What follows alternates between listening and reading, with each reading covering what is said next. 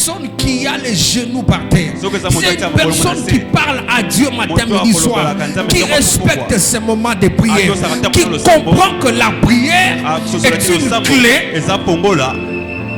Dès que tu l'attaques et que sa vie de prière est par terre, tu as arraché une clé qui pouvait t'ouvrir des portes.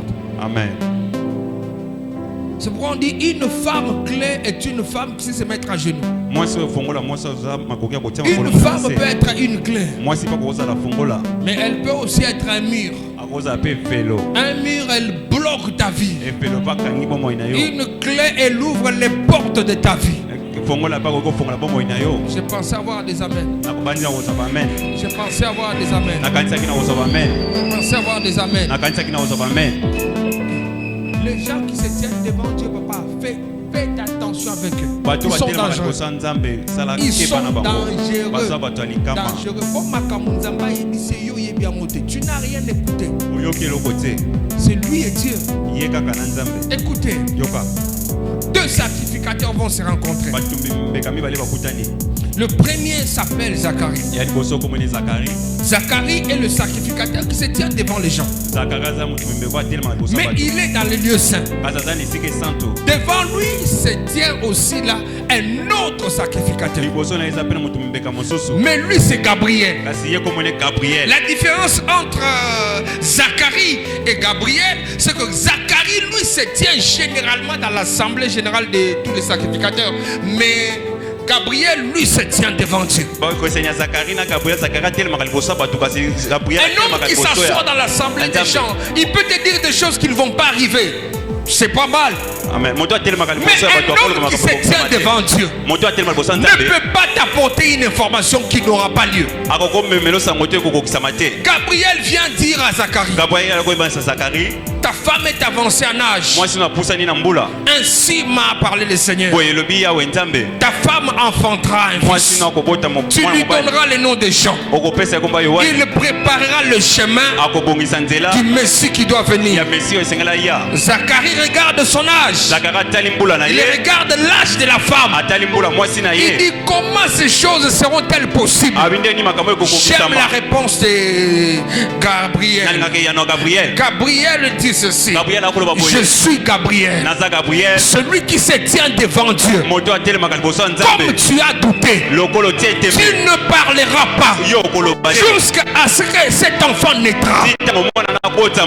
Dès que Zacharie est sorti du lieu saint, on lui pose des questions, sa bouche est fermée. Pourquoi un homme qui se tient devant Dieu lui a dit ceci: tu ne parleras pas, et il n'a pas parlé.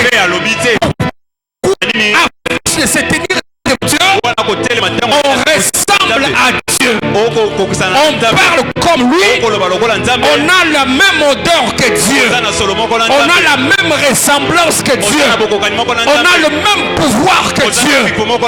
Moïse est resté dans la présence de Dieu pendant 40 jours et 40 nuits.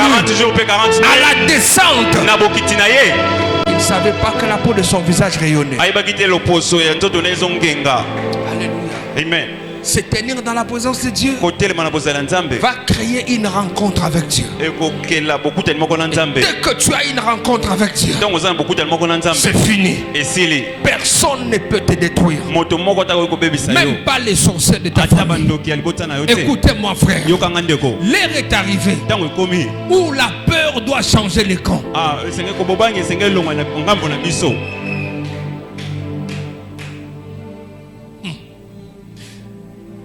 Un homme qui se tient dans la présence de Dieu ne priera pas avec peur.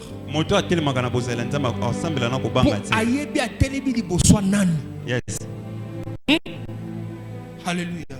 Amen.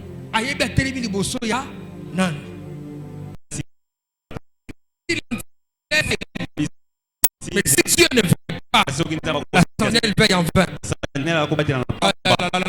Amen. Écoutez, il dit si l'Éternel ne bâtit, ceux qui bâtissent bâtissent en vain. Il comprend que l'architecte de la vie, l'architecte de l'avenir des enfants, c'est Dieu. Mais c'est Dieu-là, il faut prendre le temps à lui parler, le temps à se connecter à lui. Oh, je n'ai pas entendu des amens. Ils sont où ces hommes? Elles sont où ces femmes qui peuvent rallumer la vie des... Ah oui. Parce que Moïse, il y a un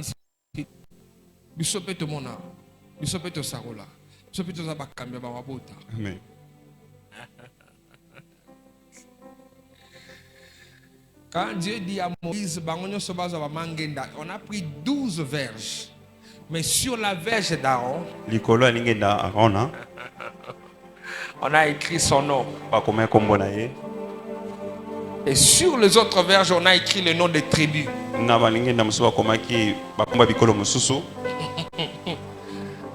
Et quand on amène la verge d'Aaron,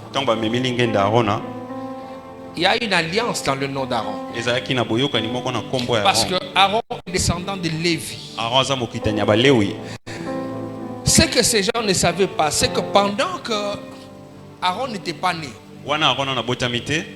Jochebed, son père, ne l'avait pas encore mis au monde. Et même Jochebed n'était pas encore né. C'est qu'il y avait son arrière-grand-père qui s'appelait Abraham. Abraham un jour a rencontré Melchizedek. Il a pris tout ce qu'il avait combien. Il a donné à Melchizedek.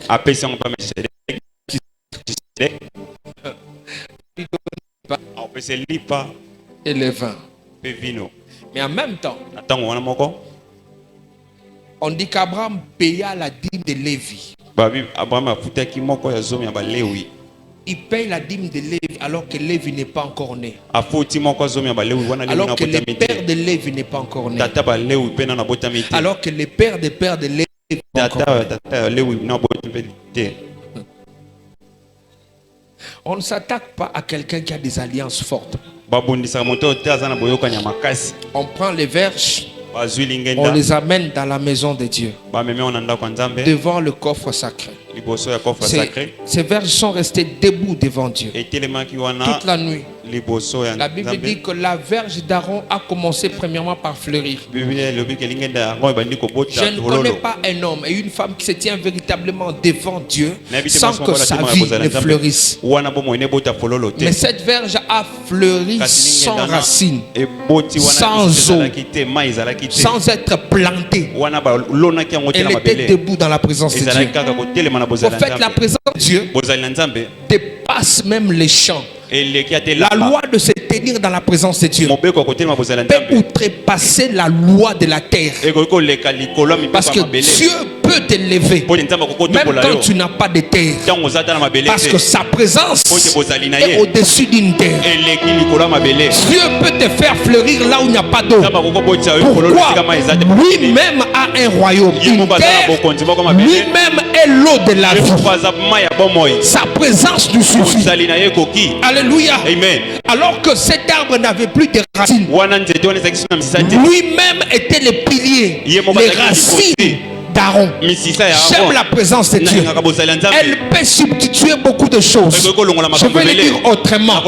Il y en a, papa, aujourd'hui, quand pour se tenir debout, ils ont des oncles. D'autres ont des ceci, d'autres ont des amis. Allô, président Seningisi Batindi Bato. Mususu alelisi allo de miap baye bazio. Mais biso mususu on a pas de miap te.